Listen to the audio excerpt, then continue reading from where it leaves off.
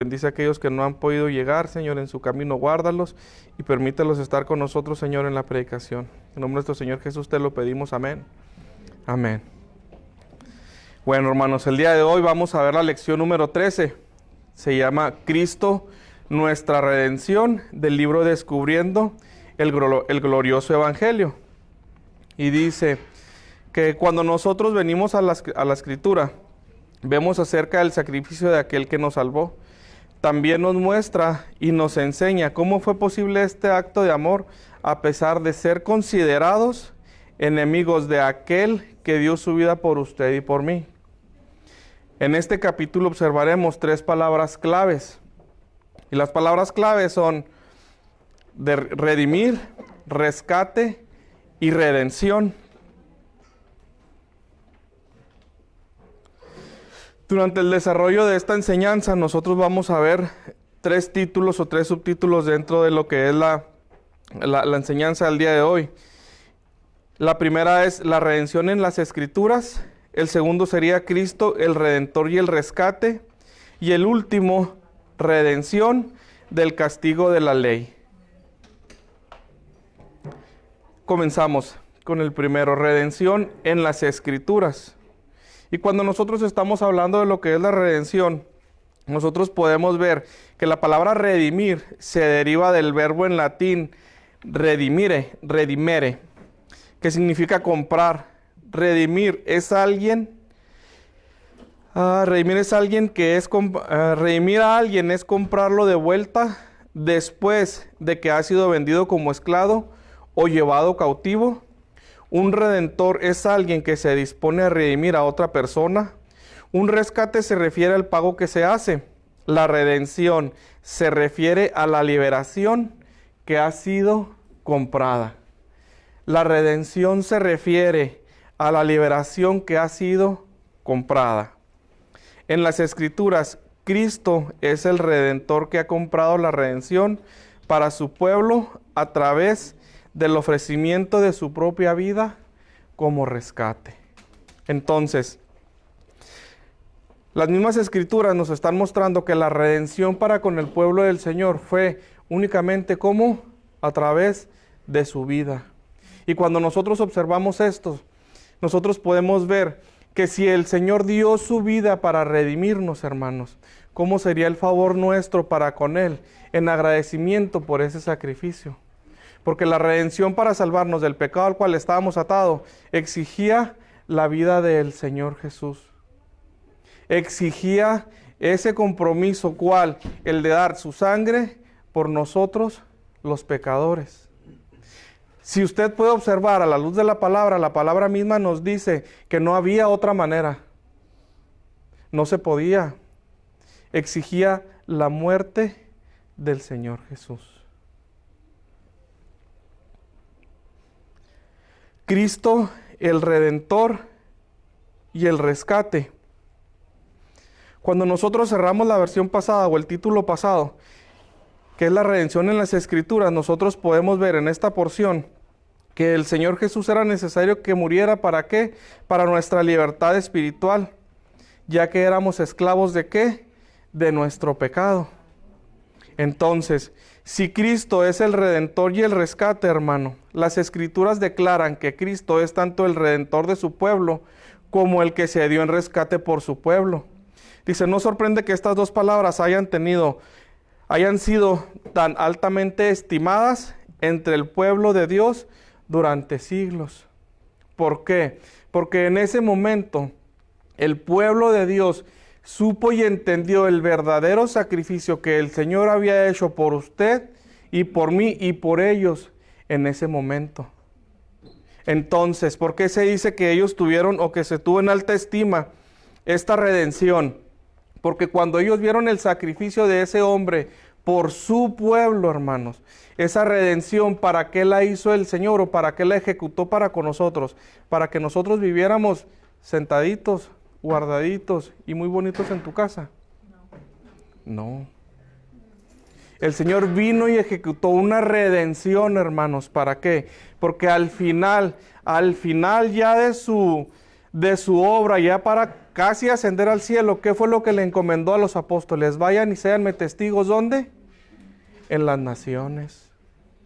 ¿Para qué fue esa redención? Para que nosotros habláramos y testificáramos de qué? Del sacrificio de vida que Él hizo. ¿Dónde? En esa cruz. ¿Por quién? Por usted y por mí. Ese es el significado de la redención. Que nosotros vayamos y seamos testigos de lo que el Señor ha hecho. ¿Por quién? Por usted y por mí. Mateo 22, 28 dice, como el Hijo del Hombre no vino para ser servido, sino para servir y para dar su vida en rescate. ¿Por quién? Por muchos. ¿Cómo? 20:28. Ok, perdón. Sí. Entonces, nosotros ahora podemos apreciar de una manera más clara, nuestra redención fue solo gracias al rescate pagado por el Señor Jesús. Él es el que redime y el que pagó por el pueblo. Y mientras estaba haciendo este estudio y mientras estaba leyendo, veía cómo la palabra cada vez hace hincapié en que el Señor dio su vida y pagó con su sangre por usted y por mí. Que el Señor dio su vida y que pagó con su sangre por usted y por mí. Entonces, nosotros debemos de tener en cuenta el día de hoy, hermano, el costo que Él pagó por su salvación y por la mía. Por su liberación de ese pecado y por la mía. Y podemos apreciar entonces, cuando nosotros leemos la palabra, que ese rescate no fue fácil. Ese pago no fue fácil. Fue un sacrificio que conllevó ¿a qué? A la muerte. Entonces, dentro de ese título, el punto número 1 dice, Cristo es el Redentor de su pueblo y su vida misma fue el rescate que Él pagó. Y luego nos pregunta, ¿qué nos enseñan las siguientes escrituras acerca de esta verdad? Y antes de continuar, nosotros vemos en este título lo que les acaba de decir. Su vida misma fue el rescate que Él pagó. Entonces, nosotros si ponemos atención con respecto a esto, muchachos, dice, Cristo vino a dar su vida en rescate por muchos. Mateo 20, 28, aquí está. Dice, de la palabra griega litrón, que se deriva del verbo lío, perder. Se usaba con respecto a perder ropa, armadura, ataduras, etc. En el contexto de Mateo 20, 28 se refiere al precio pagado por redimir a un esclavo o cautivo. El rescate que Cristo pagó por la redención de su pueblo fue ¿con qué? Con su propia vida. Desafortunadamente, hermanos, y con todo el amor en Cristo y con el amor, por amor a su alma, les puedo decir en esta ocasión que el cristianismo que muchos de nosotros vivimos es un cristianismo tan barato, tan ligero, que no tomamos en cuenta el verdadero sacrificio que Él ha hecho por nosotros. Él vino y dio su vida para hacerlo libre ¿de qué? De la atadura del pecado, su vida. Y nosotros, hermanos, Él vino y se entregó, Él vino y se sacrificó, Él vino e hizo lo que tenía que hacer. ¿Cuánto nos estamos esforzando nosotros, hermanos, por mantenernos vivos espiritualmente en esa redención? Porque nosotros queremos que la salvación sea gratis y la salvación es gratis. Pero ¿cuánto nos cuesta a nosotros, hermanos, mantenernos en esa salvación? No que porque sea quitada, sino porque nos manda a ser, ¿qué? Testigos de esa redención. Y mientras estudiaba esto, cuando decía yo, Cristo vino a dar su vida en rescate por muchos, ¿para qué? Para ser redimidos ¿de qué? De nuestro pecado. ¿Para qué? Para que seamos testigos en esas naciones. Y decía yo, bueno, pues en este caso es el Señor Jesús, es fácil. Y luego si te vas un poquito más a los evangelios, y luego te vas a Hechos, tú vas a ver la vida transformada por esa redención ¿de quién? De los apóstoles y de Pablo. ¿Tú quieres ver un verdadero sentido de la redención en la vida de un hombre común y corriente como tú y como yo? Mira la vida de Pablo. Esa redención tiene que mostrarse ¿dónde? En tu persona, en tu vida. Ese pago y ese sacrificio con sangre tiene que manifestarse ¿dónde? En tu manera de ser, en tu manera de comportarte. Cuando nosotros venimos y comentamos sobre Pablo, vemos que Pablo era ¿qué? En este tiempo un sicario de cristianos.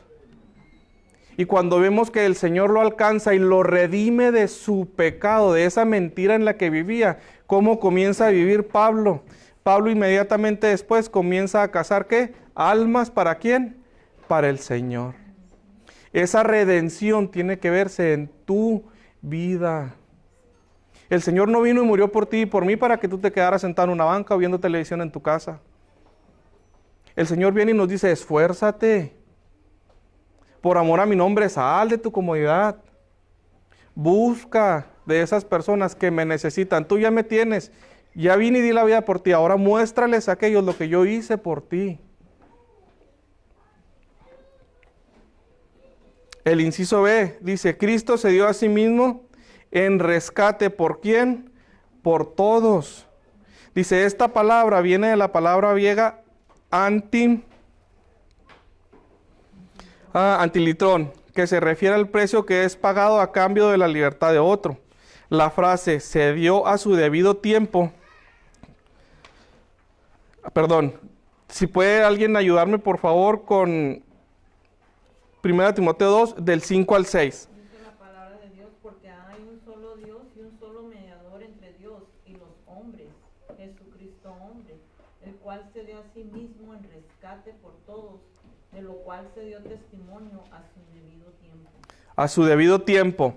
Entonces, dice que esta palabra, en rescate, dice, esta palabra viene de la palabra griega antilitrón, que se refiere al precio que es pagado a cambio de la libertad de otro. La frase se dio a su tiempo se refiere al hecho de que Cristo vino y se dio a sí mismo como rescate de acuerdo a la perfecta voluntad de Dios y en el tiempo de la historia que divinamente designó o fue designada.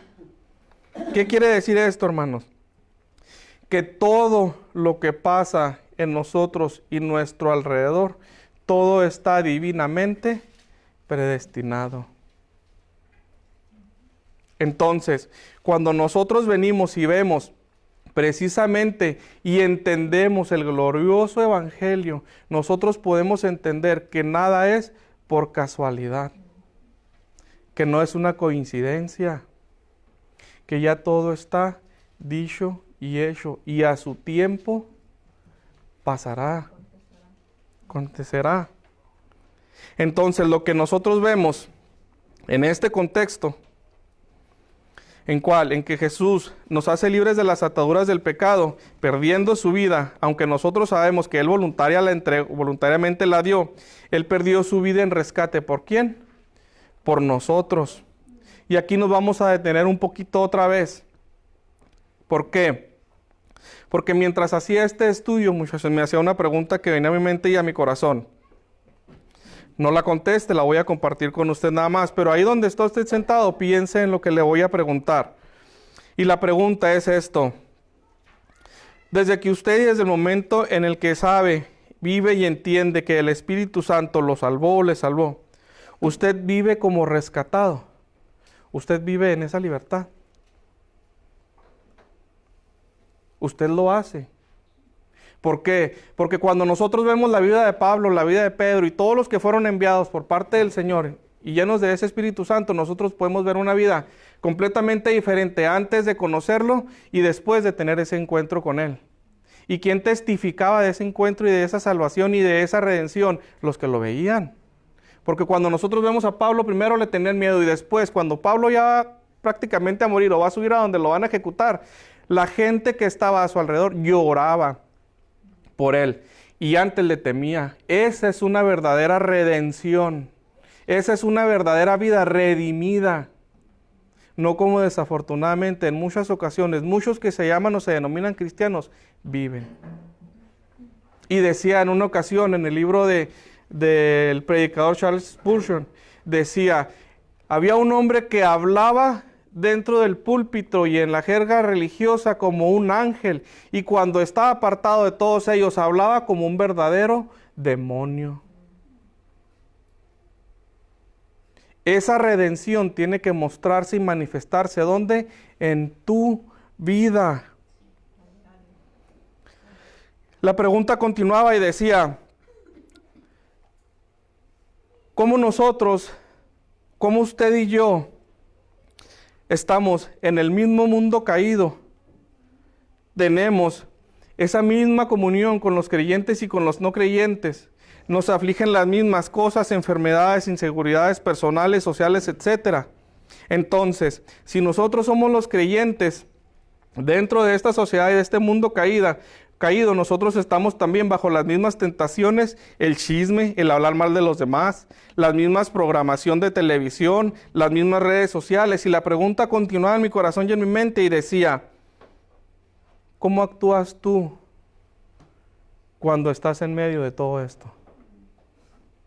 Tú creyente, tú redimido por la sangre preciosa del Señor Jesucristo, ¿cómo actúas tú en base a esa redención?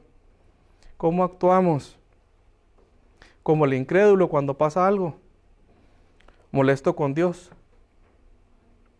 Y cuando tú entiendes el poder del Evangelio, tú entiendes lo que acabamos de decir, que el Señor ya tiene todo decretado. Tú ya sabes que el Señor ya tiene todo predestinado y que todo está en manos y en control ¿de quién? De Dios. Tu vida, tu salud, tu familia, tu salvación, todo lo que te rodea, todo lo que eres tú está en manos ¿de quién? De ese Dios todopoderoso que hizo ¿qué? Que dio su vida por ti. ¿Para qué? Para salvarte. Entonces, ¿cómo actúas después de ser redimido? ¿Cómo actuamos? Declarando y decretando sanidad. De veras, hermano, por amor a Dios. Después de que conozcas al Señor, no le digas eso a la gente. En tu palabra no hay poder. Porque desde que yo tengo escuchando y leyendo la palabra, la salvación y todo lo que está en ti, por ti, para ti, es de Él, por Él y para Él. El poder está en Él. Lo que tú dices con tu boca no atraes a tu vida. Porque yo nunca he escuchado que Pablo se la pasó predicando y diciendo tragedias sobre su vida. No. ¿Qué fue lo que hizo él? Fue y compartió las buenas nuevas. Él fue redimido por la sangre del Señor y fue y compartió el Evangelio. Y cuando tú vas y compartes el Evangelio en esa vida redimida, ¿qué es lo primero que vas a hacer o que vas a experimentar con respecto a tu casa? Desprecio, no va a estar contigo, va a estar en contra, tus amigos van a decir que estás loco, te van a decir que eres un religioso. Pero estás lleno de ese Espíritu de Dios que te lleva a ser diferente. ¿A quién? Al que no es redimido por Dios. Y nosotros somos llenos de poder, ¿de quién? De ese Espíritu de Dios. ¿Para qué? Para hacer precisamente lo que nos mandó a hacer, testificar después de ser redimidos de su palabra. ¿Dónde? En nosotros.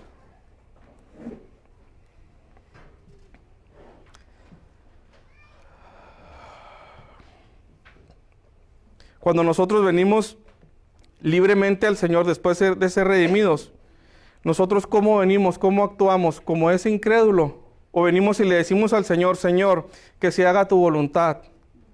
En tus manos encomiendo mi corazón, alma y espíritu.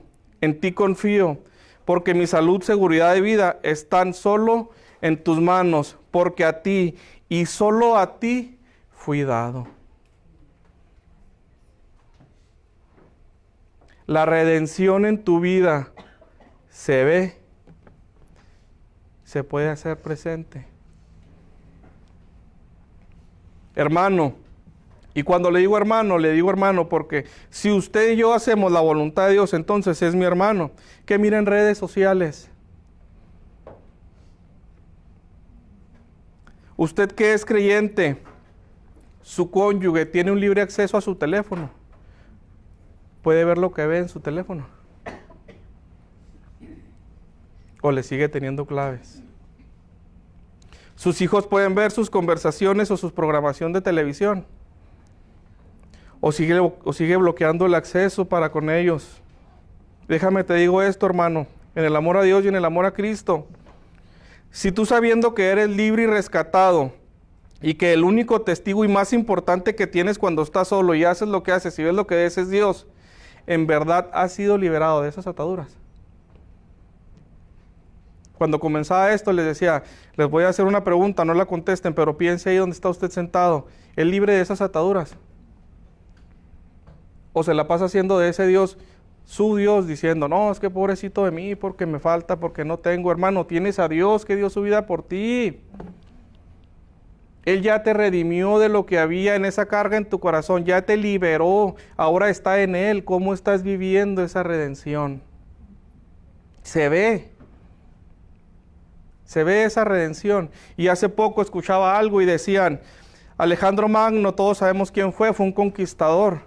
Y fue ese hombre que pudo dominar gran parte de aquel continente. Y cuando suscitó, pasó algo dentro de sus filas, dentro de sus ejércitos, le dijo un general a Alejandro Magno, le dijo, tengo un hombre, un soldado, que es bueno en batalla, pero no puedo con él. Y le dijo él, ¿cómo se llama? Se llama Alejandro. ¿Cómo que se llama Alejandro? Dijo, sí. Y el nombre de Alejandro, por ser magno y por todo lo que conquistó, se le dio ese apodo de Alejandro Magno, se puede decir, o para mostrar su grandeza. Entonces le dijo Alejandro al general, tráelo a mi presencia. Y el hombre vino y le dijo, sé y dicen que eres bueno. Pero dijo, no, hijo, lo que pasa es que ni siquiera lo dejó terminar el soldado. Le dijo, es que soy muy bueno para este ejército, soy muy bueno para seguir órdenes de este general y soy muy bueno para pelear para ti. Y Alejandro Magno lo primero que le dijo es, tal vez es todo lo que tú quieras, pero te voy a decir algo, te falta demasiada humildad para estar aquí. Te falta demasiada disciplina para permanecer aquí, así que dos cosas, o cambias tu manera de ser y tu manera de actuar, o cámbiate de nombre porque no me representas. Su nombre representaba algo. Hermanos, si nosotros somos hijos y creyentes y hemos sido redimidos y rescatados por la sangre del Señor, imagínate que el Señor te diga, te falta demasiada humildad para decirte cristiano. Te falta demasiada disciplina para decirte cristiano. O cambias tu manera de ser y tu manera de vivir, o deja de llamarte cristiano porque no me representas. Y el Señor dijo, vayan y den testimonio de mí a las naciones. ¿Quieres ver una verdadera redención? Mira la vida de Pablo y la vida de los apóstoles. Esa es una verdadera redención. Así se vive la redención de Cristo en tu vida, por ti y por mí.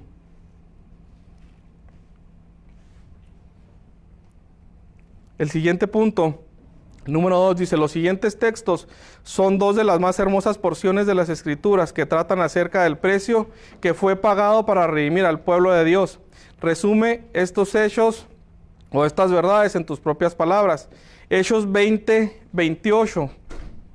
Por tanto, mirad por vosotros y por todo el rebaño en que el Espíritu Santo os ha puesto por obispo, para apacentar la iglesia del Señor, la cual él ganó por su propia sangre. Por su propia sangre.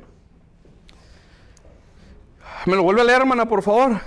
Por tanto, mirad por vosotros y por todo el rebaño en que el Espíritu Santo os ha puesto por obispos, para apacentar la iglesia del Señor, la cual él ganó por su propia sangre. Por su propia sangre. La respuesta a ese, yo le puse, hermanos, vivamos recordando que el precio por tu paz con Dios fue la vida de su Hijo. Y luego también viene 1 de Pedro 1, 18 y 19. ¿Alguien la tendrá? Dice la palabra de Dios, sabiendo que fuiste rescatados en vuestra vana manera de vivir, la cual recibisteis de vuestros padres, no con cosas corruptibles como oro y plata, sino con la sangre preciosa de Cristo, como de un cordero sin mancha y sin contaminación. 1 de Pedro 18, 19. La respuesta fue, vivamos en el entendimiento que nada en este mundo caído puede salvarnos, como muchos creen, sino solamente la fe, ¿en quién? En Cristo. Entonces, déjenme abordar un poquito nada más de lo que es Hechos 20, 28, y nos dice ahí, o se nos hace un llamado, se le hace un llamado, un hincapié con respecto a quién, con respecto a los sacerdotes. El precio de la redención fue su vida, el pago fue su propia sangre. Nosotros, y visita que hoy nos acompañas, si usted ha leído, conoce los evangelios o las profecías de Isaías, podemos apreciar que ese precio y ese pago fue ¿qué? Brutal. No fue poco fácil lo que cualquier persona pudiera hacerlo, sino solamente aquel que fue enviado ¿por quién? Por Dios. Por esto las preguntas que hacía anteriormente. Porque aunque estas son las palabras dichas a los ancianos que les hace un encargo y una encomendación de ¿qué? De cuidar la grey y de cuidar a la iglesia. Eso es con respecto a los ancianos o con respecto a los presbíteros o a los pastores. Usted y yo, hermano, nos convertimos en ese pastor y en esa guía. ¿Dónde? En nuestra casa. Cuando somos ¿qué? El hombre de la casa. Y esa misma invitación nos hace el Señor ¿a qué? A cuidar de nuestra casa. ¿Cómo vamos a cuidar de nuestra casa si no conocemos al Señor? ¿Cómo le estamos ejemplificando? ¿Qué ejemplo le estamos dando a nuestros hijos? Y hago mucho hincapié, si se han fijado por lo general en la casa. ¿Por qué? Porque cuando el Señor venga va a empezar a corregir y a cuestionar y a hacer juicio sobre quién primeramente. Sobre su casa, sobre su pueblo. ¿Dónde comenzamos nosotros, Señor, este proceso? En nuestra casa. ¿Dónde comenzamos nosotros a manifestar esa redención por el Señor? En nuestra casa. ¿Contestas de la misma manera antes de conocer al Señor y después de conocerlo? ¿Cómo actúas con tus hijos, con tu esposa? Porque nosotros, cuando nos sintamos humillados, cuando nos sentamos menos o cuando nos hagan sentir mal, aquí o en tu casa, antes de actuar, de hablar o de hacer cualquier cosa con respecto o no a alguna situación, recuerda que fuiste comprado y fuimos comprados a precio de ¿qué? De sangre. No olvidemos lo que Él dio por usted y por mí en esa cruz. ¿Y qué fue lo que Él dio? Su vida. ¿Para qué? Para que usted y yo fuéramos salvos. Primera de Pedro. La respuesta, como ya había dicho, fue: vivamos en el entendimiento que nada en este mundo caído puede salvarnos como muchos creen, sino solamente la fe en Cristo Jesús, porque el versículo nos mostraba que mucha gente cree que puede comprar la salvación. Y tú has ido a muchas iglesias, o no sé si has podido escuchar a algunos predicadores del Evangelio de la Prosperidad y te dicen: a punta de dólar te meto al cielo. Y el único que salva es ¿quién? Cristo. ¿Por medio de qué? De la fe. Ni porque eres tan bueno, ni porque eres tan dadivoso, ni porque eres tan disciplinado te vas a salvar. El único que salva es Cristo. ¿Y es a través de qué? De la fe. El número 3 dice, ¿qué nos enseñan las siguientes escrituras acerca de nuestra redención? Es un hecho que ya se ha logrado. ¿Qué nos enseñan las siguientes escrituras acerca de nuestra redención? ¿Es un hecho que ya se ha logrado? Nuestra deuda de pecado ha sido pagada completamente. Y Juan 19:30 dice, entonces, cuando hubo tomado el vinagre, dijo, consumado es, e inclinando la cabeza, entregó el Espíritu. La respuesta es sí a cada una de las preguntas. Lo que el Señor Jesús tenía que hacer por su pueblo, ya fue hecho. Completó la obra. Ahora, ayer mientras hacía esto, y comentaba con mi esposa, y le decía o le leía precisamente esta porción de la palabra, y veíamos lo que dice, consumado es. ¿Qué quiere decir, hermano? Que ya no tienes que hacer absolutamente nada. Ya no tienes que ir de rodillas. Ya no tienes que hacer una manda. Ya todo fue hecho. El Señor lo que te dice es, cree, arrepiéntete y vuélvete ¿de qué? De tu mal camino. Ya no tienes que hacer nada, ya todo fue hecho. Consumado es. Es la importancia que debemos dar y que debemos ver con respecto a la palabra. Ya todo fue hecho. La redención por ti y por mí ya está hecha. Una vez y para siempre. Ya no tienes que hacer nada. Tienes que creer que ya fue hecha. Nota, las palabras consumado es forman la declaración de la liberación más poderosa que el mundo jamás ha conocido. La frase se traduce de la palabra griega teleo, que significa terminar, completar o cumplir, como decíamos ahorita, llevar al final o cierre, realizar el acto u obra final que completa un proceso. El Señor lo hizo. La misma palabra se usó 2 versículos atrás en Juan 19:28. Después de esto, sabiendo Jesús que ya todo estaba consumado, dijo, para que se cumplan las escrituras, tengo sed. Si alguien gusta leerlo, hermano, es Juan 19, 28. El inciso B, en Hebreos 9:12 nos dice: y por medio de la sangre de machos cabríos, y no por medio de la sangre de machos cabríos y de becerros, sino por medio de la propia sangre, entró al lugar del Santísimo una vez y para siempre, habiendo obtenido redención eterna. El sacrificio que realizó el Señor Jesús en esa cruz fue único, suficiente, hecho una sola vez y para siempre. Por tanto, nuestra redención está segura ¿en quién? En Él. ¿Cuál fue el objetivo del sacrificio del Señor? La redención suya y mía. Y luego viene una nota aquí mismo en el libro, dice: en virtud de su muerte, Cristo ascendió al cielo para ser mediador del pueblo de Dios. De la frase, habiendo obtenido una redención eterna, una eterna redención, podemos tomar dos grandes verdades. En primer lugar, nuestra redención no es temporal, hermano, sino eterna e inmutable, que no cambia. En segundo lugar, nuestra redención ya ha sido obtenida y está segura. Sí.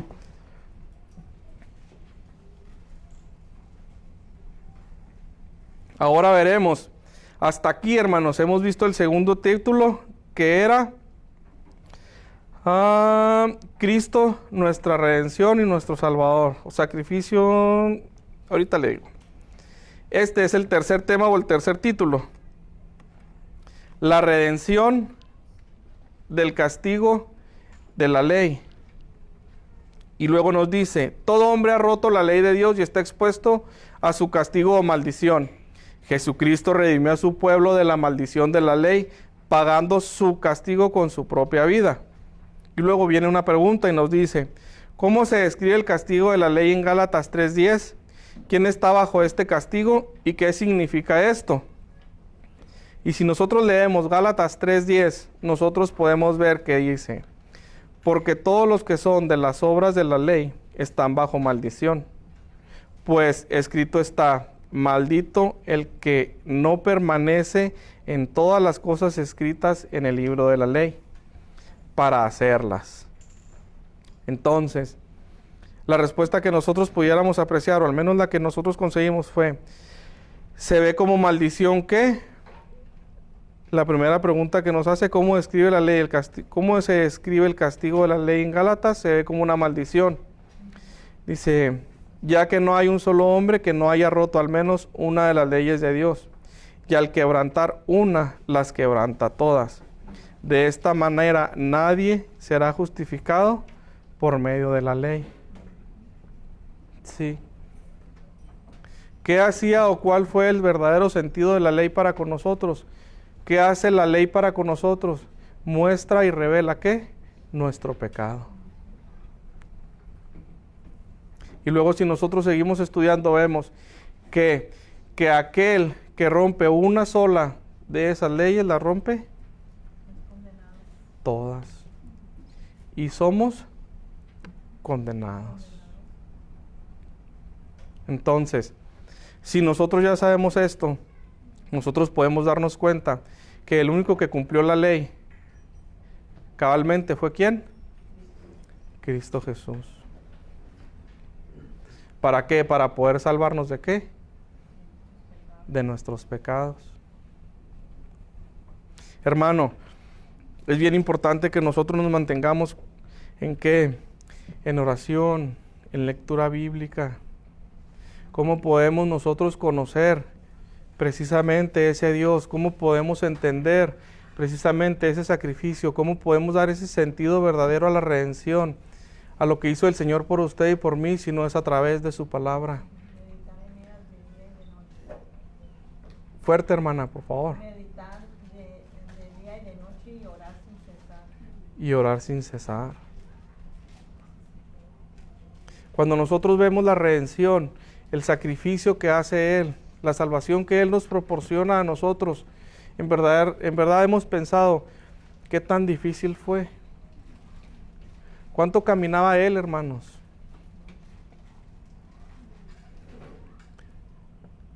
a pie, con sandalias, en el sol. ¿Cuánto caminaba él? ¿Cuánto costó esa redención? Vamos a dejar aparte la cruz porque esa fue brutal. ¿Cuánto costó esa redención? Nosotros tenemos la palabra escrita y en el buró. ¿Cada cuánto lees? ¿Cada cuánto oras? Y cuando oras, después de conocer el sacrificio que Él hizo por usted y por mí, ¿cómo oras? Señor, necesito, Señor, quiero, Señor, no tengo, Señor, me falta. O vienes y le dices, Señor, perdóname porque he pecado contra el cielo y contra ti.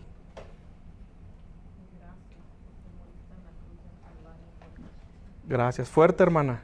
Gracias porque moriste en la cruz del Calvario por mí.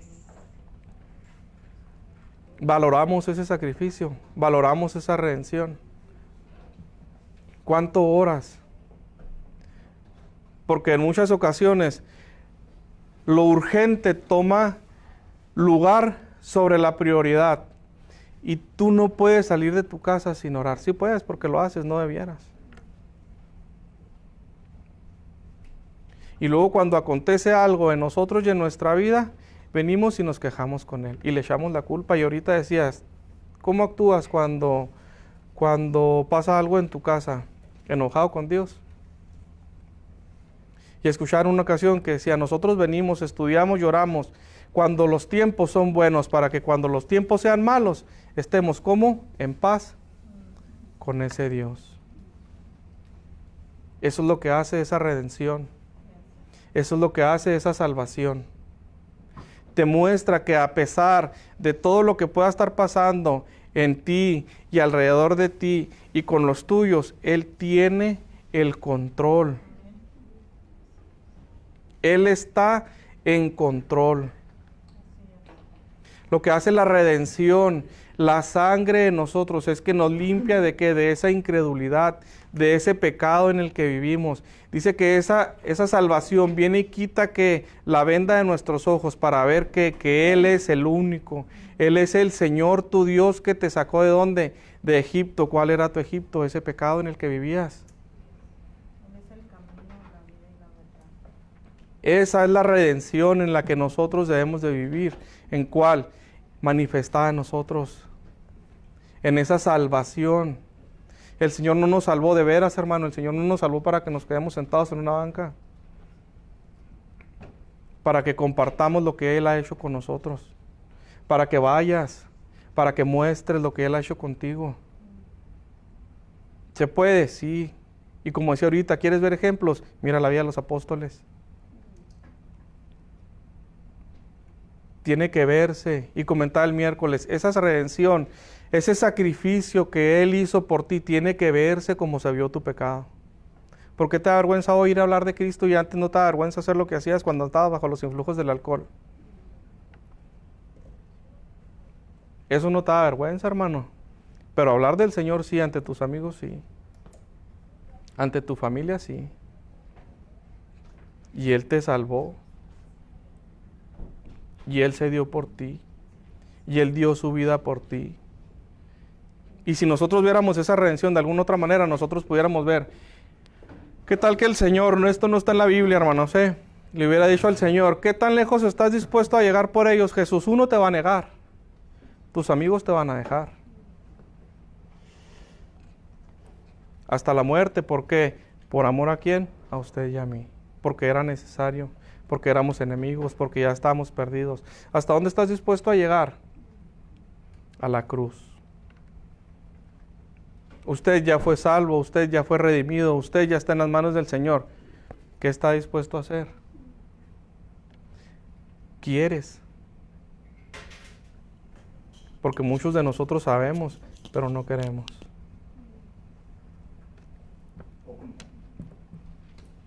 Una parte de la porción de la palabra es que Él no conoció pecado porque nosotros se hizo pecado para y reconciliarnos con Dios.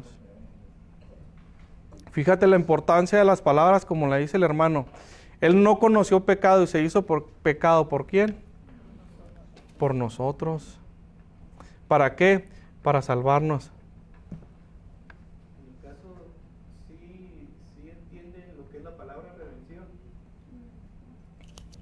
Como restauración, renovación. No. Redención. Sí saben lo que ocurría en el Antiguo Testamento, la forma en que los esclavos eran comprados, o no comprados, sino liberados o redimidos, que es la palabra que estamos viendo. O sea, en ese aspecto había también algunos tipos de tratos. Si la persona necesitaba dinero, podía de cierta forma vender su propiedad, y aquella persona o aquel familiar podía redimir o podía volver otra vez a comprar aquel terreno. Había cierto tiempo, creo que eran 7 años si no mal recuerdo, y se volvió otra vez a devolver esa propiedad. La cuestión es de que, como está hablando nuestro hermano, ese pago por el pecado de cada uno de nosotros fue un pago, fue un costo, y fue un costo grande. En el tiempo de Jesús, cuando iba a ser crucificado, que iba a Getsemaní, dice que el valle de Cedrón era los días de los sacrificios, y el valle de Cedrón, el torrente de Cedrón era tapado, y dice que en aquel tiempo la sangre de aquellos sacrificios llegaba hasta la rodilla de los sacerdotes. Toda esa sangre, todo ese sacrificio no podía pagar el rescate por nosotros, ni siquiera por una persona.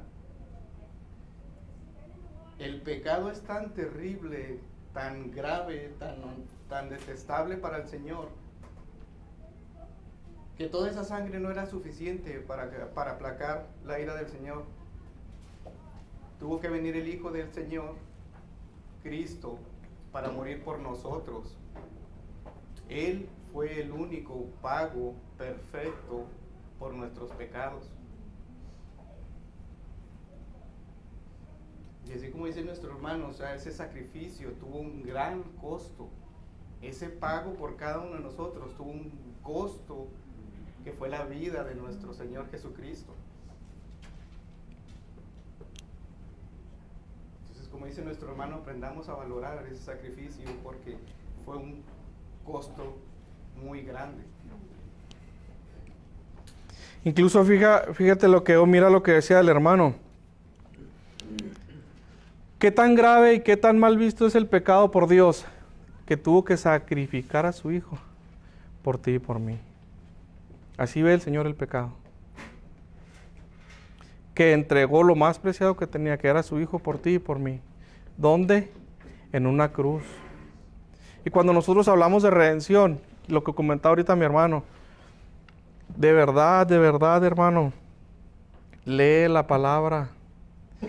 Y esa llenura de ese espíritu te va a hacer sentir lo que verdaderamente merecías, lo que eres. Y después de estar con Él y en manos de Él, ¿cómo te ve el Señor?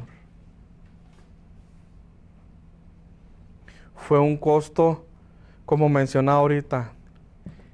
El costo fue su sangre y el pago fue su vida.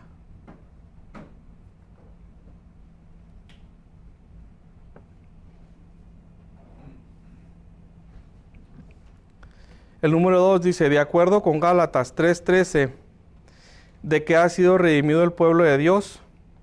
¿Y cómo es que Cristo logró esta redención? Y la respuesta dice, Cristo nos redimió de la maldición de la ley y logró nuestra redención al ser colgado de un madero. ¿Por qué? Porque Gálatas 3:13, nos dice, Cristo nos redimió de la maldición de la ley, habiéndose hecho maldición por nosotros, porque escrito está, maldito todo aquel que cuelga de un madero. ¿Alguien tiene o puede buscar, por favor, Deuteronomio 21:23?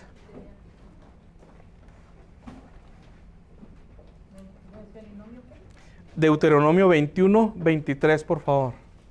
Dice la palabra de Dios: no dejaréis que tu cuerpo pase la noche sobre el madero, sin falta lo enterrarás el mismo día, porque maldito por Dios es el colgado, y no contaminarás tu tierra que Jehová tu Dios te da por heredad. Maldito por Dios es el colgado. Entonces, como decía ahorita el hermano, Él se hizo pecado por nosotros y fue ¿a dónde? A la cruz. ¿Para qué? Para la redención nuestra.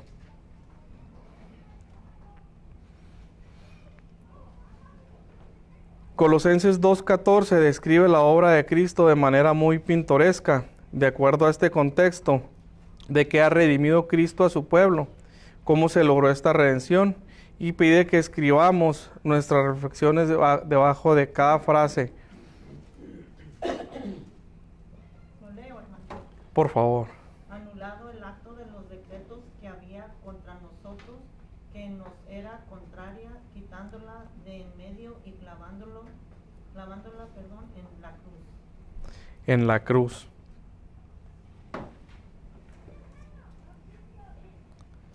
Cuando dice que fue anulado el acta de los derechos, de los decretos que había contra nosotros, que nos era contraria, ¿a qué se trata?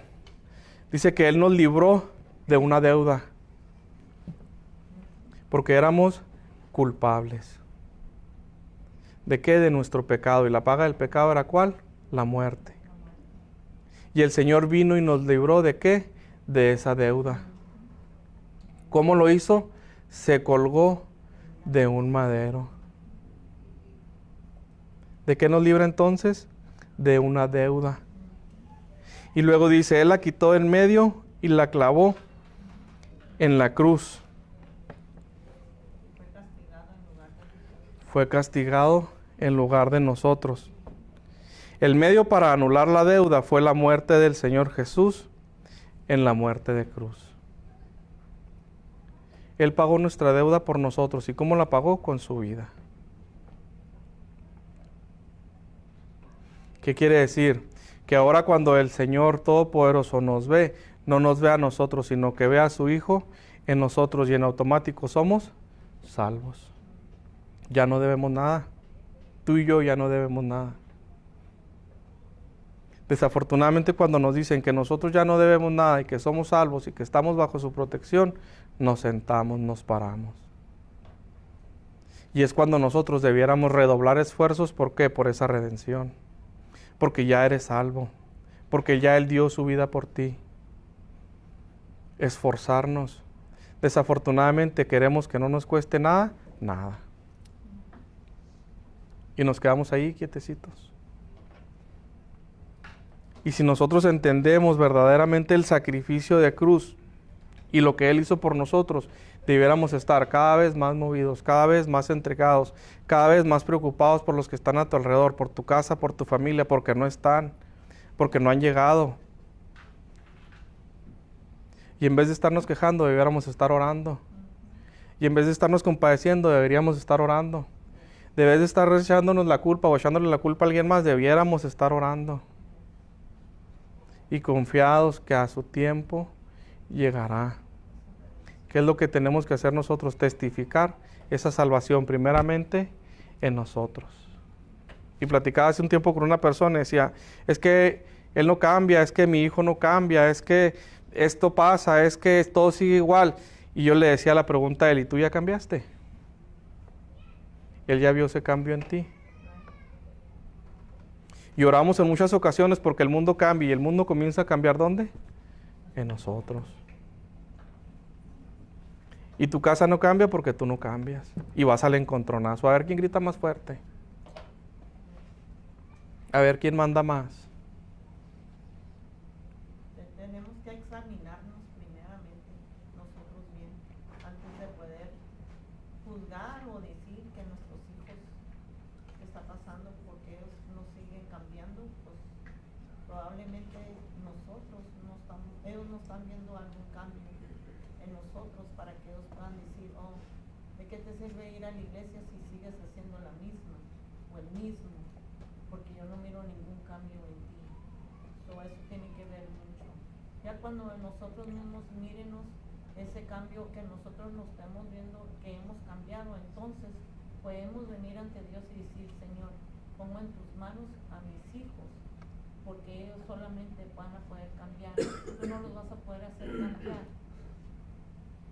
Nomás con decir, ¿por qué no vas conmigo a la iglesia? O porque no nos ponemos primero en las manos de Dios y nos ponemos nosotros mismos para poder ser redimidos, para poder ser también libres o rescatados de eso que nos ata, que no nos deja ver, cambiar.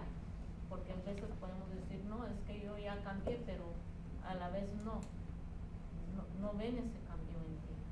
Pues tenemos que hacer muy sabios también en ver de que si nosotros no estamos cambiando, ellos no van a cambiar. Pero también no podemos hacerlos cambiar si no los dejamos en las manos de Dios. Exactamente. La redención, hermanos, que Él hace por ti y por mí, es exactamente eso. Él murió por ti y por mí para hacerte salvo. Él murió por ti y por mí para que tú cambiaras tu manera de vivir. Él no vino y murió para que siguieras viviendo de la misma manera. Esa redención conlleva un esfuerzo. Esa redención conlleva un sacrificio. Hermanos, si no mueres a tu orgullo, a tu ego, a tu autoridad, ¿tú crees que el día de la persecución vas a morir por Él? Porque muchos creen, hermano, que ya nomás porque tú hiciste una profesión de fe o porque ya te bautizaste, que todo va a estar bien, pero si no vivimos bajo la ley de Dios, porque ya creemos que, yo ya me bauticé, yo ya voy a ser libre, yo ya voy a vivir, tener esa vida eterna, pero ¿cómo si seguimos pecando? Y muchos creen que, no puedo seguir pecando y voy a tener ese camino hacia la vida eterna. Estamos equivocados. Ahora aquí es bien importante algo nada más, como comentaba la hermana. Nosotros después de la salvación, como dijo Pablo, seguimos haciendo lo que no queremos, seguimos pecando. La diferencia está en que no vivimos en ese pecado. No estamos atados a ese pecado. Eso es lo que hace la redención, te salva. ¿Vas a seguir pecando? Sí, pero como nos decía el pastor, ¿somos perfectos? No, pero estamos en una lucha diaria y constante ¿de qué? De ese pecado. No vivimos en ese pecado, no estamos atados en ese pecado. Eso es lo que hace la redención precisamente. Y la nota del libro nos decía, la palabra redimido, con esto concluyo, viene de la palabra griega exagarazo, que significa comprar, hacer pago de un precio o recuperar algo o alguien del poder de otro, como nos comentaba ahorita el hermano. ¿Qué significa? Que fuimos comprados a precio de sangre. ¿De qué? Y fuimos salvos. ¿De qué? De nuestro pecado. Esa es la redención. Fuimos comprados a precio de sangre porque éramos culpables y porque éramos merecedores ¿de qué?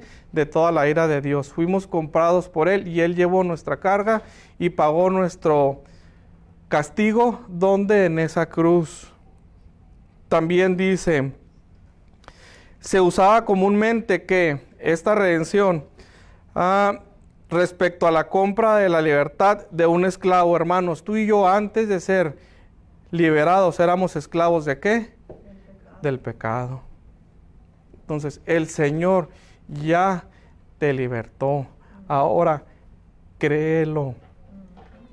Y cuando lo creas, comienza a vivir en eso. Y luego veía un ejemplo y decían, cuando el Señor en su mesa dijo que uno de ellos lo había de entregar, entre ellos no sabían quién era. Tú puedes engañarte a ti mismo en muchas ocasiones y puedes engañar al que está a tu alrededor, pero al Señor no lo vas a engañar. Esta salvación, esta redención, insisto, en el amor de Cristo y por amor a tu alma, tiene que verse. Tienes que vivirla. Y luego dice, Cristo llevó nuestro pecado, se hizo maldición y sufrió la ira de Dios para lograr nuestra redención. Bajo la ley del Antiguo Testamento, los criminales se colgaban de un madero y estacas como señal de que eran malditos por Dios. Él no era maldición y por nosotros se hizo maldición. Él no pecó y por nosotros se hizo pecado. Hermano, vive de esta manera creyendo que Él ya te libertó. Bueno, ya cuando uno sale, debemos de realizar y tener esa convicción, porque ahí, Dios siempre va a estar. Somos salvos, nuestro Él es inmutable, no nos va a tener esa salvación. Si vemos en el Salmo 23, dice, Jehová es mi pastor, y nada me faltará. Nosotros como cristianos tenemos de tener esa realidad en nuestro corazón, en nuestra mente. Y luego, como sigue diciendo, dice, en lugares de dos pastos, me hará descansar. No vamos a creer eso, pero no va a ser descansar, aunque vengan problemas, alcanzar difíciles. Él hará descansar, dice, confortará mi alma, me guiará por sendas de justicia por amor de su nombre. No hará eso el Señor, si es mi pastor. Dice, aunque ande en valle de sombra de muerte, no temeré mal alguno, porque tú estarás conmigo. Tu vara y tu callado me infundirán a mí. Si el Espíritu de Dios mora en nosotros, si continuamente estamos meditando, tenemos esa promesa en nuestra vida. Pero sigue diciendo, pues, hay esa mesa delante de mí, en vez de mis angustiadores. Nunca mi cabeza con aceite y mi copa está rebosante. Pero el 6 está tan hermoso, una promesa muy grande y real. Dice, ciertamente el bien y la misericordia me seguirán todos los días de mi vida en la casa de Jehová, la leche, o sea, es por la eternidad, ese paso que dimos de obediencia al Señor, hasta la eternidad, es eterno. Amén. Y si no estamos conscientes de que Cristo salva, o que nos bendice, que si hicimos ese paso de fe, aquí está la promesa del Señor, es viva. Muchos nomás la leen así rápido, pero no la interpretan de una forma como para sustraer información, pero no la aplican. Ellos mismos se pierden porque no interpretan palabras por palabras. Amén. Muchas palabras que son vanas, pero cuando las entiendes y las interpretas y le das la gloria al Señor, Amén. Amén. Y ese entendimiento y esa sabiduría y esa razón divina nos la da ¿qué? El Espíritu Santo. Sí. Entonces déjeme orar para despedirnos. Gracias, Señor Todopoderoso, por la oportunidad que nos das de venir y aprender de ti, Señor. Permite, Padre Todopoderoso, que ahora, después de esta salvación, de esta redención que has hecho por nosotros, la podamos vivir, la podamos compartir y manifestar, Señor, a aquellos que te necesitan. Permítenos ser, Padre Todopoderoso, esa sal y esa luz en este mundo caído, en este mundo sin sabor, Señor, de ti. Permítenos ser esos enviados, Señor, que tú esperas y que tú necesitas, mi Dios. Llénanos de tu Santo Espíritu, Padre Todopoderoso, y permítenos que vivamos conforme a tu palabra, honrándote, Padre Todopoderoso, glorificándote, Señor, y haciendo de esta redención, Señor, un acto vivo que se pueda ver y compartir para con los demás. Permite que las palabras que yo he traído, Señor, a sus oídos, tu Santo Espíritu las lleve a su corazón. En nombre de nuestro Señor Jesús te lo pedimos. Amén. Amén. Gracias.